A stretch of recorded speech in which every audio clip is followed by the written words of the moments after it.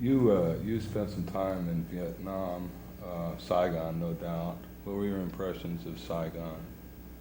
Uh, my first impression of Saigon,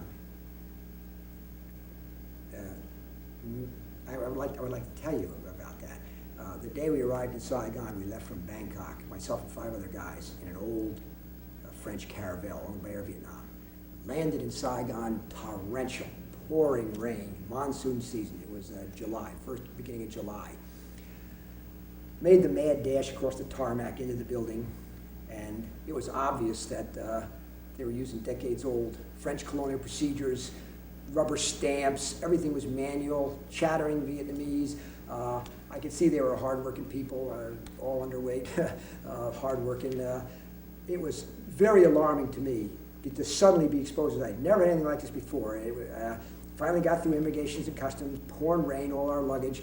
And one of the fellows we were with knew that the Air America ramp happened to be right adjacent, almost to the terminal. So we walked through the rain, went through the chain link fence, came on up, checked in at Air America, and met the chief pilot who, to my way of thinking, was too young. Smoking a cigar, but still looked too young. I kept thinking the real chief pilot was in a men's room or on a phone or something, and somebody was there acting. But no, this guy was pretty squared away. He got through a little briefing, sent us down to transportation, and they had room for us for the night in downtown Saigon.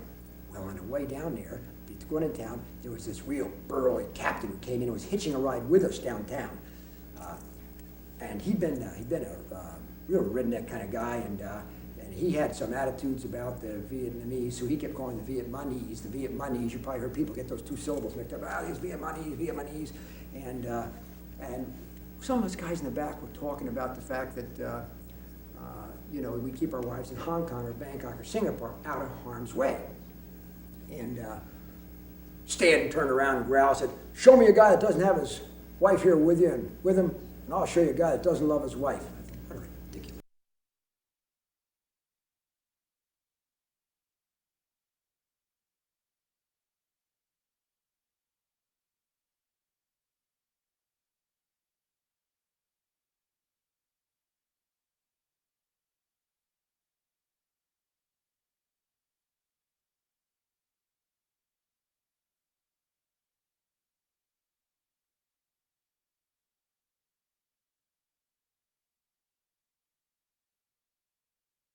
Stucco, empty window cases, and one red plastic sign about 2 feet by 1 foot that said Cat Nat Hotel. And we knew that's where we were going. But I mean, I looked at it, it had 2 stories. There was the whole building was only 25 feet wide. How could this be a hotel? We filed in very unsuredly. The whole left side of the inside lobby was the exterior wall. The whole right side of the lobby was the exterior wall. There was a reception desk there and the elevator door. And it was painted. One wall was maroon and one wall was black, and it was painted with gloss paint. There wasn't a picture, wasn't a rug. We were really having second thoughts, this whole van load of guys. What did we do? What did we do coming to Air America? And we'd known the embassy had been blown up a few days ago. In any case, we got in the elevator. Elevator goes up 1 floor and stops. That makes sense. But then the back door, not the door of the elevator we came in, but the back door of the elevator opens. And to my way of thinking, when I've been in the sidewalk, there was no building past that. So in my way of thinking, when we stepped out of the elevator to this direction, which would say to the south, to the right, we should have been out in the rain. And I realized they had built some kind of appendage on the side of the building that we now, 5 people were standing and could hear it creaking and swaying. We proceeded further in this appendage, following the concierge who's taking us to his room, and it wasn't well lit. Got to the end of this appendage and turned left. Now we're going in the same direction as the original hotel, but somehow we must have gone across an alleyway through some enclosed tunnel that they built there to think you're in the same room.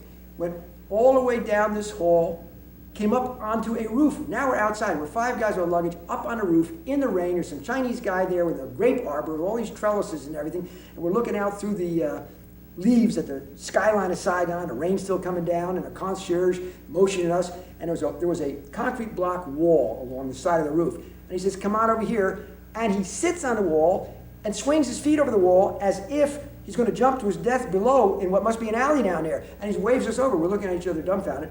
We follow him, get up on it, and lo and behold, there's a rooftop swimming pool up on the roof of this next building. We step over the wall, 5 of us with our luggage, onto about a 2-foot wide ledge. The water is a sickening green, yellow, scummy water. There's little Chinese kids still flashing around, putting one foot in front of the other, being careful not to step on toes. We went all the way around the doggone swimming pool, 5 people with luggage on a 2-foot wide path, halfway back up the last side, and here's a door. Concierge goes into this door. We step through the door, and it's Chinese laundry. Here's all these guys sitting cross-legged on tops of tables, Oriental music coming out of this radio with a hanger wire sticking out of it. We're looking through the sheets to see where people are going. We're literally weaving our way through a Chinese laundry on the other side of the swimming pool, still on our way to our room. They didn't take much notice of us. Came out of this Chinese laundry into another hall, and lo and behold, looking down a hall, about 20 feet, I see 3 steps up and a pair of French doors with some kind of drapes hanging. I said, that's got to be it. That's got to be our room. By now, more than one of us was ready to give up on this hotel. We went into the room and you thought we'd have been happy. You should have seen this room. It reminded me of the old advertisement they had for the Burt Lancaster film Birdman of Alcatraz, where he's in this room looking up. There's one piece of light, one shaft of light. This room that we stepped into was 30 feet, about 30 feet across, about 15 feet wide. Rough concrete floors, unplastered rough concrete walls, not a rug, not a table, not a lamp. There was nothing in this room except 2 metal springed cots with no mattress or no. There was one wall built out behind which was a toilet and a sink. The whole left side of the room had 6 or 8 shower heads sticking out from the wall. And right in the middle of the room, across the whole middle of the room, was a 3-inch high curb to keep all the water from the shower from running into this side of the room. Well, you can imagine. One by one, we just plopped down wherever we could sit, heads in hand, each to our own thoughts, wondering what in the hell we had gotten ourselves into. That was my first exposure to Saigon. Let me tell another one. I told that story. I feel guilty about having to tell that story when I rescued those 3 guys. That story, I'm not comfortable with that story. That story happened exactly as I told it to you. There's people that know that, but I'm not comfortable with that story. But that I do recognize that any successes I have had have been more for luck and circumstance than any skill that I've applied, and this one really demonstrates it. Almost in the same area where I told the story about the smoky season, where I got lost. It was following my reflection of my shirt sleeve in the windshield. Almost at that same spot, there was a case officer who was referred to as Mr. Clean. Tall, big guy, bald-headed guy, very well-respected guy, very capable guy. And we got orders to bring a porter up there. I come up in the porter, and he said, he said, I'm going to lose a whole company this afternoon if we don't get this ammunition to him. I'm going to lose a whole company, and the trouble is, the knoll, the 3,000-foot elevation knoll we're on, is surrounded with Pathet Lao and the NVA. It was never sure for sure what percentage of the forces were Pathet Lao or NVA. You never knew how far the NVA got down. But in any case, he said, so we're not going to go below 3,000 feet. Well, normally I would have liked to have made an airdrop, parachute drop at 1,500 feet. So 3,000 feet, but they had chutes that had these proximity fuses on them. So the chute would free fall from the airplane and wouldn't have much vulnerability to wind and drift. And when it hit a certain number of feet above the ground, when the charge at the bottom of the cable struck the ground, it would end up opening the chute. So the chute would only be exposed to drift for that last little bit. And that was what would save us in this. Well, in any case, so Mr. Clean, normally we went with kickers, we went with Moon Kingers. They would push this stuff out the back. Lo and behold, this day, he tells me, I'm going to be going with you. Oh my God, now the pressure's really on me because the head guy is going with me. Normally went up with these other kickers, and they didn't know. They would know if you missed, but to look badly in front of Mr. Clean was going to really be. So I was really concerned. I was really concerned about being able to hit this DZ. That DZ was no bigger around than this, a little bigger around than these 2 rooms. But maybe let's say 50 feet by 50 feet max, maybe 30 by 40, something of that nature. And if you missed a DZ, the goods would just float past it all the way down and land maybe 2,000 feet below it in the valley. They'd never get it. Never, ever get it. You had to hit right on it. So Mr. Clean comes out and gets in the airplane and says, oh, another thing. We're all out of proximity chutes. We're going to have to use the lanyard.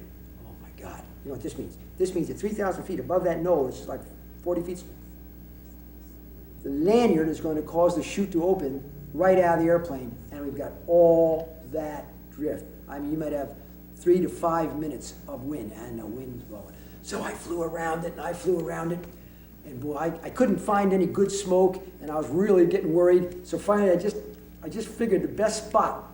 And I said, okay, Mr. Clean, I mean, that's not exactly what I called. I said, when I tell you, push it out. So we're flying by it. I thought, not by it, I mean, we're a long way from it, because with the wind for 5 minutes, we're nowhere near it. So of course, he thinks I'm crazy to start with. Drop it. I said, now, he pushes it. The load comes out, and of course, the parallax, once it comes out and you fly past it, it apparently, visually to you, is going the other way almost as fast. And he's having a conniption fit in the back because it looks like I've missed it way short.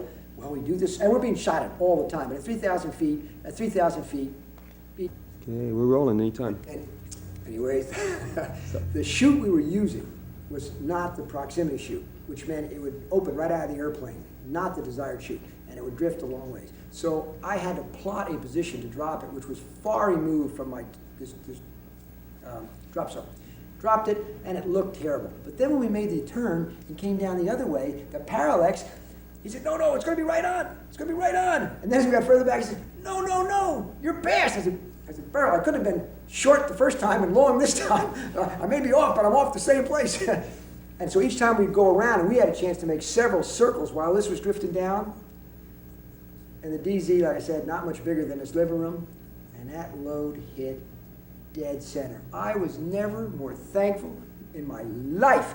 Never more thankful in my life. And then he said, 3 more! 3 more! 3 more! Did it 2 more times, and I'll be the first to tell you, it's such a crapshoot figuring out the different, that I know, and 2 more hit right in there. Well, you know, normally when you foul up, the whole world finds out about it.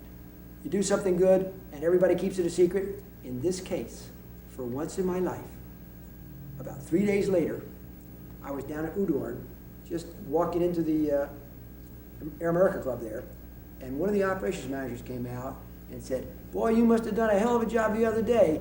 He said, Mr. Clean's in there telling Jim Ryan, whoever that pilot is with the silver bracelet and those wraparound sunglasses, that son of a gun is really hot. I said, no kidding, great. So it got back to Jim Ryan. I've always been very thankful for that, because all we pilots always were trying to do as good as we could, and in a large measure because of, Jim, who was our manager of flying department.